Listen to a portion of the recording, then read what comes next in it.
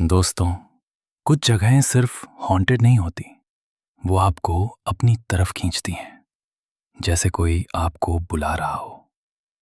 ये कहानी है मुंबई के एक पुराने अपार्टमेंट की, जहां लोग कहते थे रात के बाद वहां सिर्फ सन्नाटा नहीं, किसी की मौजूदगी महसूस होती है।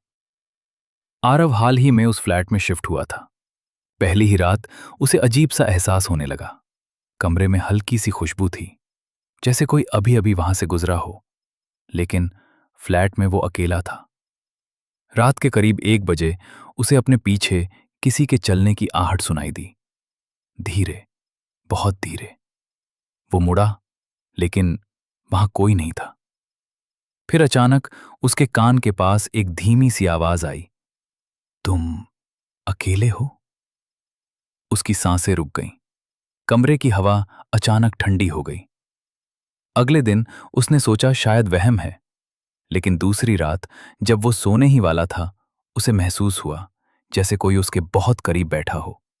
इतना करीब कि उसकी सांसें उसकी गर्दन को छू रही थीं। उसका दिल तेजी से धड़कने लगा। वो हिल भी नहीं पा रहा था। डर क्यों रहे हो? उसने आंखें खोलने की हिम्मत की, और जो उसने देखा, उसके सामने एक औरत खड़ी थी। लंबे खुले बाल, हल्की सी मुस्कान और आंखें जो सीधे उसकी रूह तक देख रही थीं। वो धीरे धीरे उसके करीब आई, इतनी करीब कि आरव उसकी खुशबू महसूस कर सकता था। लेकिन उस खुशबू में कुछ अजीब था, कुछ सड़ा हुआ, कुछ डरावना। मैं यहां बहुत समय से अकेली हूं। उसकी उंगलियां आरव के चेहरे के पास आईं।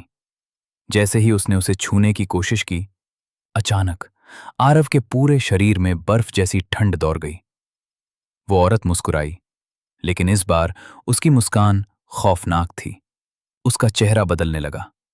आंखें पूरी सफेद, त्वचा फटती हुई और होंठ खून से भरे हुए। आरव चिल्लाना चाहता था, लेकिन उसकी आवाज नहीं निकल रही थी। अब तुम मेरे हो। अचानक कमरे की सारी लाइट्स बंद हो गईं और अंधेरे में सिर्फ उसकी हंसी गूंज रही थी, धीमी, डरावनी और बहुत करीब। अगली सुबह आरव उस फ्लैट में नहीं मिला। दरवाजा अंदर से बंद था, लेकिन आईने पर खून से लिखा था, अब वो अकेली नहीं है। आज भी उस फ्लैट में रहने वाले लोग कहते हैं, रात के बाद उन्हें कोई पास बैठा महसूस होता है, धीरे से सांस लेता हुआ, और कभी-कभी एक आवाज, डर क्यों रहे हो?